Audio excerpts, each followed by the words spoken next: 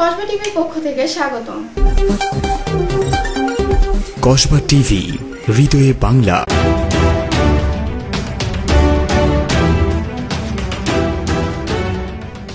শিরোনাম নিয়ে সাথে আছি আমি শারমিন আক্তার। হত্যা মামলায় ব্রাহ্মণবাড়িয়া ২ আসনের সাবেক সংরক্ষিত আসনের মহিলা সাংসদ শিউলি আজাদের ৮ দিনের রিমান্ড। ব্রাহ্মণবাড়িয়া প্রতিনিধি। এবারে জানিয়ে দিচ্ছি বিস্তারিত। ব্রাহ্মণবাড়িয়ায় হত্যা মামলায় ব্রাহ্মণবাড়িয়া ২ সংরক্ষিত আসনের সাবেক মহিলা সাংসদ সদস্য উম্মে শিউলি আজাদকে ৮ দিনের রিমান্ড দিয়েছে আদালত। সোমবার ব্রাহ্মণবাড়িয়া সিনিয়র জুডিশিয়াল ম্যাজিস্ট্রেট পঞ্চম আদালতের বিচারক স্বাগত সাম্য এ রায় দেন। আদালত সূত্রে জানায়, মোদি বিরোধী আন্দোলনে নিহত লিটনের পক্ষে মাওলানা সুলতান উদ্দিন শিউলি আজাদ সহ ৬৭ জনের নাম উল্লেখ ছাড়াও অজ্ঞাত আরও ২ থেকে ৩০০ জনের নামে হত্যা মামলা দায়ের করেন। গতকাল রবিবার ঢাকা থেকে ডিবি পুলিশ তাকে গ্রেফতারের পর সোমবার তাকে আদালতে হাজির করে ১০ দিনের রিমান্ড চাইলে দীর্ঘ শুনানি শেষে ব্রাহ্মণবাড়িয়া সিনিয়র জুডিশিয়াল আদালতের বিজ্ঞ বিচারক স্বাগত সাম্য তাকে ৮ দিনের রিমান্ড মঞ্জুর করেন।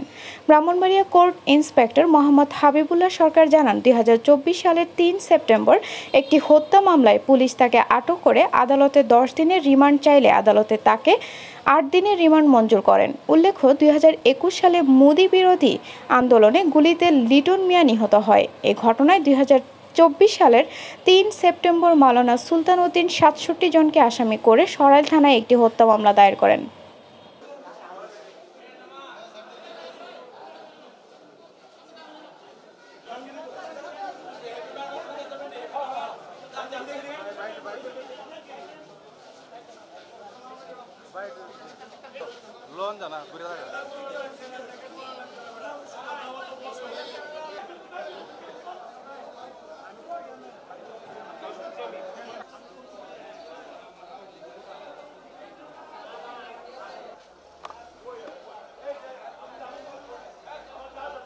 সরাইল থানার মামলা নম্বর ৪ তারিখ ৩ সেপ্টেম্বর ২০২৪ এর এজাহার নামীয় আসামি উম্মে ফাতেমা নাজমা বেগম শিউলি আজাদ।